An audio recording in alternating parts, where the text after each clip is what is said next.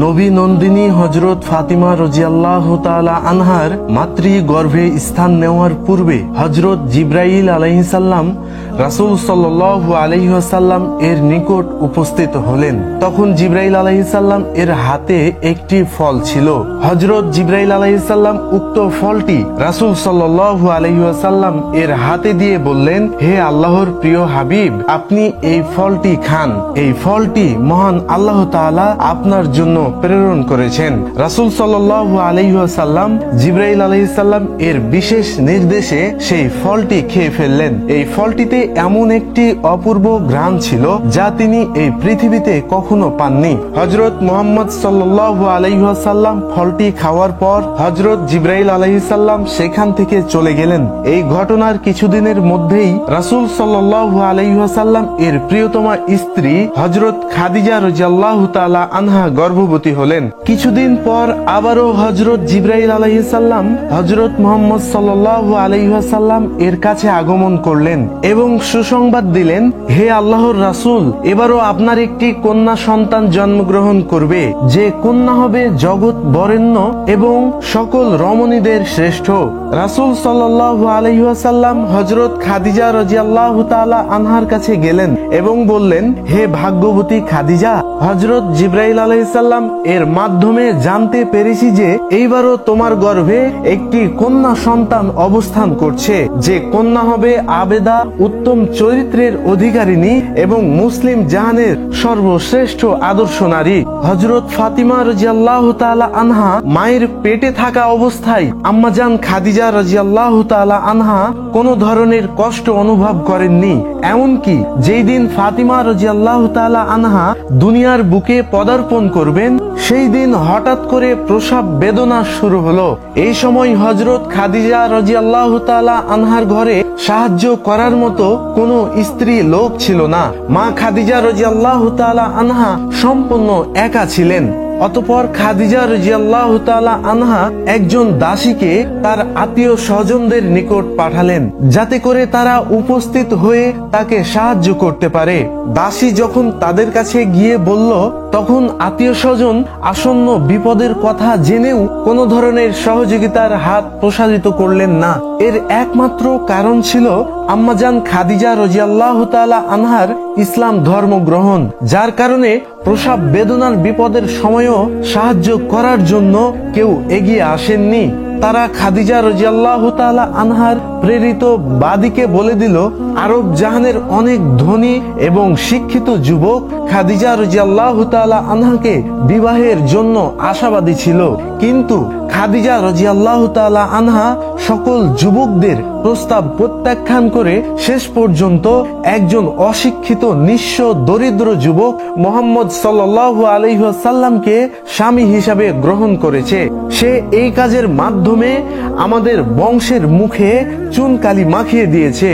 এছাড়াও অশিক্ষিত যুবক মুহাম্মদ সাল্লাল্লাহু আলাইহি ওয়াসাল্লাম এর নতুন ধর্ম গ্রহণ করে পুনরায় আমাদেরকে অপমানিত করেছে। এমতো অবস্থায় তার সাথে আমাদের কোনো সম্পর্ক থাকতে পারে না। অতঃপর সে দাসী মা খাদিজা রাদিয়াল্লাহু তাআলা আনহার কাছে ফিরে এসে সবকিছু খুলে বললেন। তখন খাদিজা রাদিয়াল্লাহু তাআলা আনহা মনে মনে ভাবলেন যে এই বিপদের সময় একমাত্র আল্লাহ তাআলাই সাহায্য করতে পারেন, এছাড়া আর কোনো সাহায্যকারী নেই। তিনি ইচ্ছে করলে মুহূর্তের মধ্যেই বিপদ হতে রক্ষা করতে পারেন, আবার তিনি ইচ্ছে করলে বিপদের অসীম গহ্বরেও ফেলে দিতে পারেন। হযরত খাদিজা রাদিয়াল্লাহু তাআলা আনহা এইসব চিন্তা করছিলেন। এমন সময় দেখতে পেলেন তার ঘরখানা অপূর্ব আলোয় আলোকিত হয়ে গিয়েছে। ভালো করে তাকাতেই তিনি দেখতে পেলেন চারজন অপূর্ব সুন্দর রমণী দাঁড়িয়ে আছেন। তিনি তাদেরকে দেখে অবাক হয়ে গেলেন। কিছুক্ষণ পরে তিনি তাদের দিকে তাকিয়ে আতঙ্কিত অবস্থায় জিজ্ঞেস করলেন, আপনারা কারা? কিসের জন্য এখানে এসেছেন? তখন তাদের মধ্যে একজন অভয় দিয়ে বললেন, মা, আপনার কোনো ভয় নেই। আপনি যে আল্লাহ তাআলাকে স্মরণ করেছিলেন, আমরা তার নির্দেশে আপনাকে সাহায্য করতে এসেছি। আমার নাম হলো হাওয়া। এরপর দ্বিতীয় রমণী পরিচয় দিয়ে বললেন, আমিও আপনার খেদমতের জন্য এসেছি। আমি মিশরের বাদশাহ ফেরাউনের স্ত্রী আসিয়া। আরেকজন বললেন, আমি হলাম হযরত ঈসা আলাইহিস সালাম এর আম্মাজান মারিয়াম বিনতে ইমরান। সবার শেষে চতুর্থ রমণী বললেন, আমি হলাম হযরত মূসা আলাইহিস সালাম এর ভাগ্নী কুলসুম। আমরা সবাই আল্লাহ তাআলার নির্দেশে আপনাকে সাহায্য করতে এসেছি। তখন খাদিজা রাদিয়াল্লাহু তাআলা আনহা প্রসব বেদনার কঠিন বিপদের সময় তাদেরকে কাছে পেয়ে অত্যাধিক খুশি হলেন।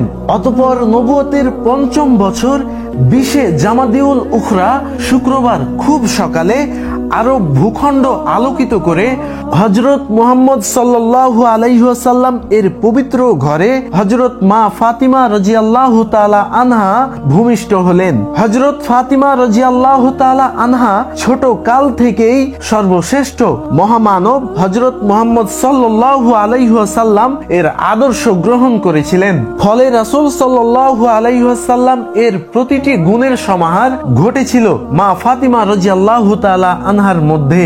একদিন রাসূল সাল্লাল্লাহু আলাইহি ওয়াসাল্লাম কোন এক স্থান হতে বাড়ির দিকে যাচ্ছিলেন।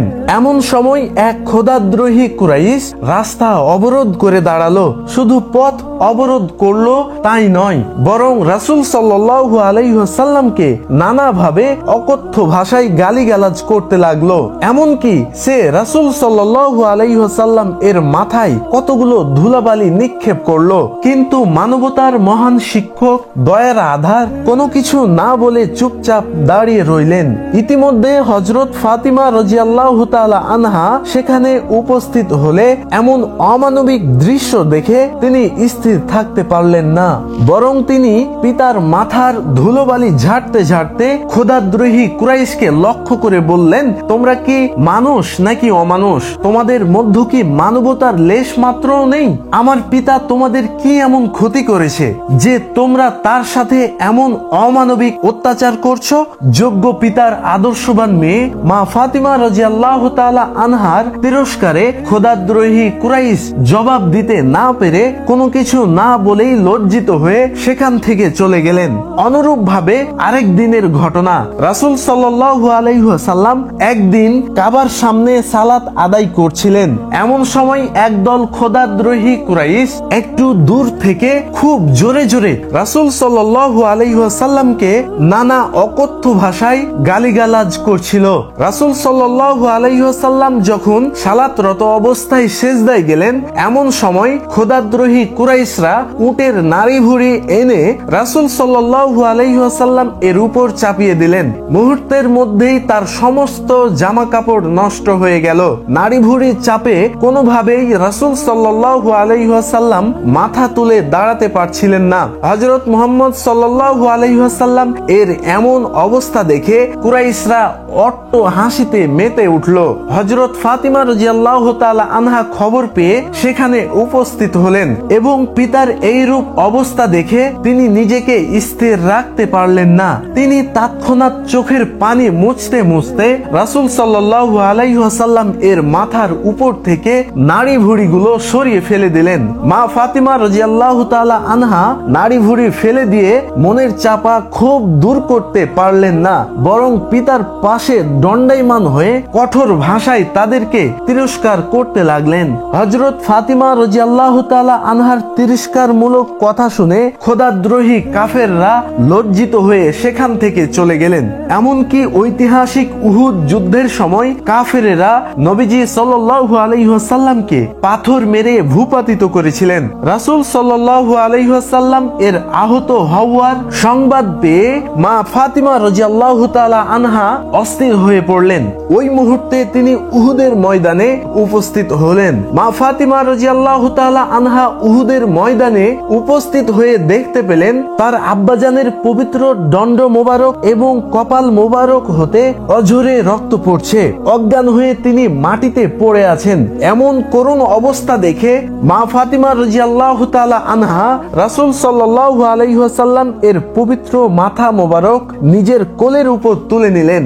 ইসলামের বীর সৈনিক হযরত আলী রাদিয়াল্লাহু তাআলা আনহার ডালে করে পানি নিয়ে আসলেন। সেই পানি দ্বারা মা ফাতিমা রাদিয়াল্লাহু তাআলা আনহা তার আব্বাজানের ক্ষত স্থান ধৌত করলেন। এমন আরো অনেক ঘটনা রয়েছে যে মা ফাতিমা রাদিয়াল্লাহু তাআলা আনহা তার জীবনে পিতামাতার বিপদ আপদ দেখলে নিজেকে স্থির রাখতে পারতেন না, যার কারণে নবী করিম সাল্লাল্লাহু আলাইহি ওয়াসাল্লাম তার কলিজার টুকরো মেয়েকে প্রচন্ড মহব্বত করতেন। এমনকি রাসূল সাল্লাল্লাহু আলাইহি ওয়াসাল্লাম সাহাবীদের উদ্দেশ্যে বলতেন, আমার কলিজার টুকরো নয়নের মণি মা ফাতিমা রাদিয়াল্লাহু তাআলা আনহাকে যে কষ্ট দেবে সে যেন আমাকেই কষ্ট দিল, তাকে যে ব্যক্তি রাগান্বিত করলো মনে রাখবে সে যেন আমাকেই রাগান্বিত করে কষ্ট দিল।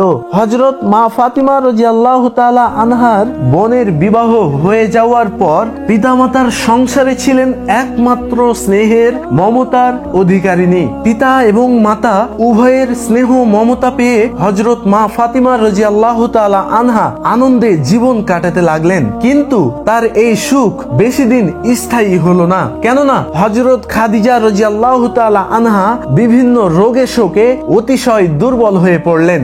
একদিকে বার্ধক্য, অন্যদিকে বিভিন্ন রোগ, যার কারণে আস্তে আস্তে তার শরীর দুর্বল হয়ে যায়। মা খাদিজা রাদিয়াল্লাহু তাআলা আনহা রোগে আক্রান্ত হয়ে নবীজি সাল্লাল্লাহু আলাইহি ওয়াসাল্লাম এর সেবা করতে পারছেন না বলে সর্বদা দুঃখ প্রকাশ করতেন এবং কান্না ভেজা কণ্ঠে আল্লাহকে বলতেন, হে আল্লাহ, আমি জীবনের শেষ প্রান্তে এসে উপস্থিত হয়েছি, আমার জীবনের জন্য আর কোনো মায়া নেই। কিন্তু আফসোসের বিষয় হলো জীবনের শেষ মুহূর্তে এসে আমি রাসূল সাল্লাল্লাহু আলাইহি ওয়াসাল্লাম এর সেবা করতে পারছি না। আমার মতো হতভাগী নারী এই পৃথিবীতে খুঁজে পাওয়া যাবে না। খাদিজা রাদিয়াল্লাহু তাআলা আনহার এই কথাগুলো শুনে মা ফাতিমা রাদিয়াল্লাহু তাআলা আনহা তার মায়ের হৃদয়ের চাপা কষ্ট অনুধাবন করতে পেরেছিলেন। তাই ফাতিমা রাদিয়াল্লাহু তাআলা আনহা তার মাকে বলেছিলেন, হে আমার আম্মাজান, আপনি চিন্তা করবেন না, আপনার স্থানে আমি সর্বদা আমার আব্বাজানের খেদমত এবং পরিচর্যা করব। আমার জীবন থাকতে আমার আব্বাজানের কোনো ত্রুটি হবে না।